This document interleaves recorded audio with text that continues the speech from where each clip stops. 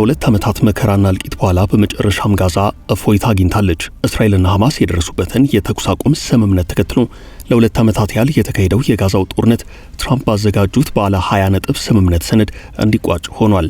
የጋዛ ነዋሪዎች ቤተሰቦቻቸውን ቢያጡም አካላቸው ቢጎድልም ከሀብት ንብረት ውጭ ከመሆን አልፎ የዕለት ጉርስ ቢቸግራቸውም እጃቸውን መዘርጋት ግድ ቢሆንባቸውም ስምምነቱን ተከትሎ ግን ወደ ቀያቸው እየተመለሱ ነው።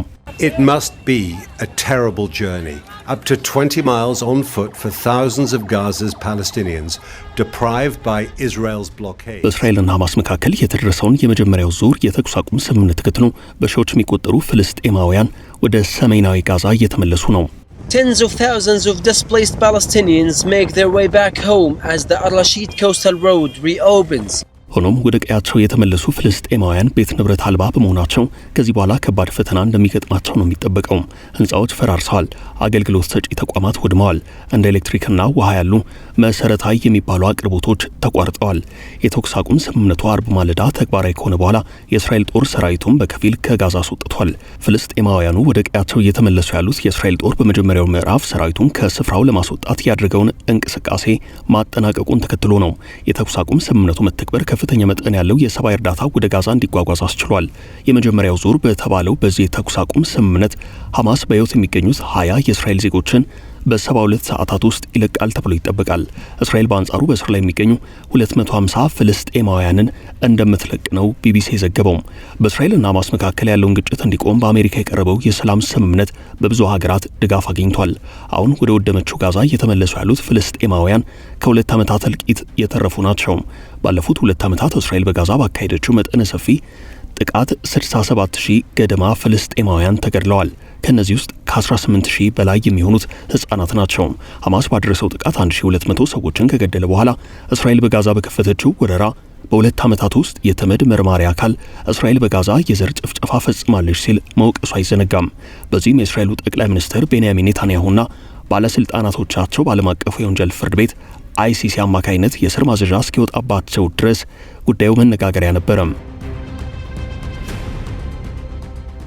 በመሃል አዲስ አበባ ጀሞ 1 ግንባታቸው 90% የተጠናቀቁ አፓርታማ ቤቶችን በ10% ቅድመ ክፍያ ብቻ ከዳኮርድ ሪል ስቴት ከ4 ወር እስከ 1 ዓመት ድረስ ጥንቅቅ ብለው የሚረከቧቸውን ቤቶች ከ623 ሺህ ብር ቅድመ ክፍያ ጀምሮ አቀረብንላችሁ። ባለ 1 ባለ 2 እና ባለ 3 መኝታ ቤቶችን ከ80 ካሬ እስከ 135 ካሬ ድረስ 10% ብቻ ከፍለው በወራት ውስጥ ቤቶን ይረከቡ። ዘመናዊ አፓርታማ፣ የከርሰ ምድር ውሃ፣ ሰፊ ቴራስ፣ በቂ ልጆች መጫወቻ እንዲሁም በቂ መኪና ማቆሚያ የተሟላለት ነው። ይምጡ ይጎብኙን። በወራት የሚገቡበትን ቤቶን ገዝተው ይመለሳሉ። 70/30 የብድር አገልግሎትም አዘጋጅተናል። ለበለጠ መረጃ በ0911057674 ይደውሉ። ዳኮርድ በልዩነት የተገነባ።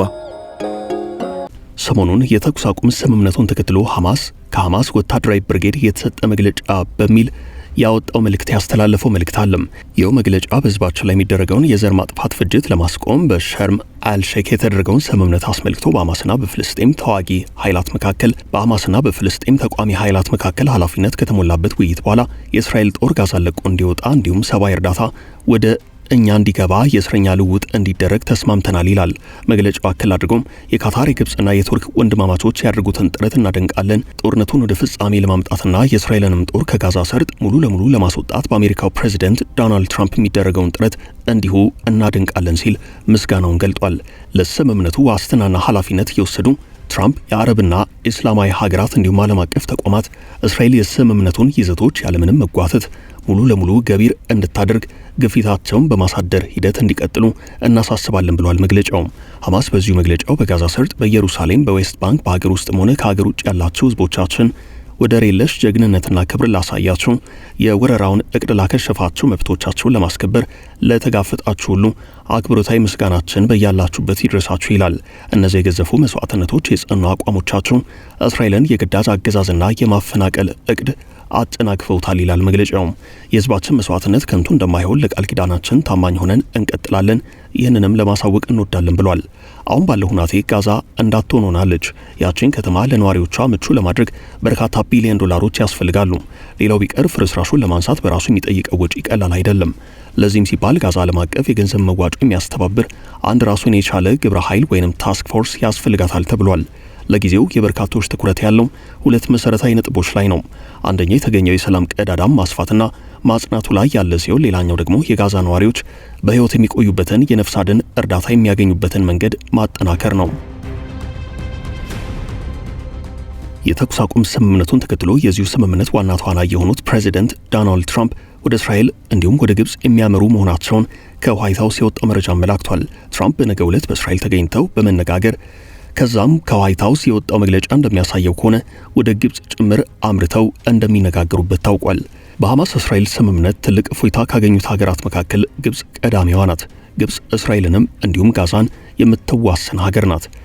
የጋዛው ጦርነት ቀላል የማይባል አጣብቂኝ ውስጥ አስገብቷት ቆይቷል። ግብጽን አጣብቂኝ ውስጥ ከከተቱት ምክንያቶች መካከል አንደኛው የጋዛ ስደተኞች ጉዳይ ነው።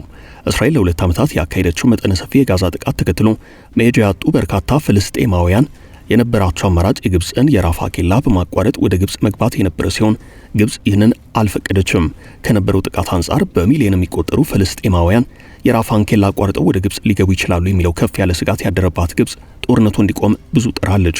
ሆኖም ትራምፕ ለሁለተኛ ጊዜ ተመርጠው ወደ ነጩ ቤተ መንግስት መግባታቸውን ተከትሎ ጋዛን በተመለከተ ያቀረቡት አዲስ ሐሳብ ግብጽን ይበልጥ አስደንግጧል።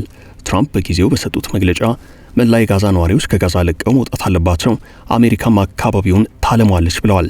በዚህም የጋዛ ነዋሪዎችን ማን ይቀበላቸው በሚለው ጉዳይ ዙሪያ ግንባር ቀደም መዳረሻ ሀገር ሆና በእጩነት ቀርባ የነበረችው ግብጽ ናት። ከዚያም ዮርዳኖስ ተከትላለች። ግብጽ እንዴት ሲደረግ ይህንን ሐሳብ መተግበር ይቅርና መስማት አልፈልግም ስትል የትራምፕን እቅድ ውድቅ አድርጋለች። ዮርዳኖስም ብትሆን እምቢተኛነቷን ገለጸች። ከዚያ በኋላ እቅዱን በመተግበር ረገድ ሌሎች አማራጭ የተባሉ ሀገራት ይፈለጉና ይፈተሹም ነበረም። የጋዛ ፍልስጤማውያንን ይቀበላሉ ተብለው ስማቸው ከተነሱት ሀገራት መካከል ኢትዮጵያ አንዷ ነበረች። ከዚህ በተጨማሪ ጎረቤት ሀገር ደቡብ ሱዳን ጭምር የጋዛ ፍልስጤማውያንን ሊቀበሉ ይችላሉ ተብለው ከተጠቀሱት ሀገራት መካከል ስሟ ሲነሳ ቆይቷል። የሀገሪቱ መንግስት እየተሰራጨ ያለው መረጃ ፈጽሞ ሐሰት ነው፣ የለውበትም በማለት ኋላ ላይ ማስተባበያ አሰምቷል።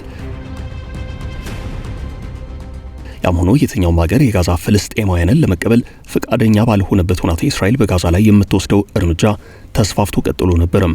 ጭንቅ ውስጥ የገቡት ፍልስጤማውያን ወደ ግብጽ አቅጣጫ ሽሽት መጀመራቸው ለግብጽ ባለስልጣናት ከባድ ራስ ምታት ነበርም። አሁን ደግሞ ሰላም ወርዷል። ሐማስና እስራኤል በግብጽ ሻርም አል-ሼክ ተኩስ አቁም ስምምነት ለማድረግ ተስማምተዋል። አብዱል ፋታህ አልሲሲን ጨምሮ የግብጽ ባለስልጣናት ፈንድቀዋል። ከዚህ ባለፈ ትራምፕ ወደ ግብጽ ያመራሉ መባሉ ደግሞ ለግብጽ ባለስልጣናት ድርብ የዲፕሎማሲ ድል ነው። በሌላ አቅጣጫ ደግሞ ትራምፕ የሰላም ሰው መሆናቸውን ለማሳየት በጋዛው ጦርነት የማስቆም ሂደት ላይ ያላቸውን አድራጊ ፈጣሪነት እያጎሉት ነው። ትራምፕ በአንድም ይሁን በሌላ መልኩ 7 ጦርነቶችን አስቆሚያለሁ እያሉ ስለ ኖቤል የሰላም ሽልማት እጩነትና አሸናፊነት ደጋግመው ይናገራሉ።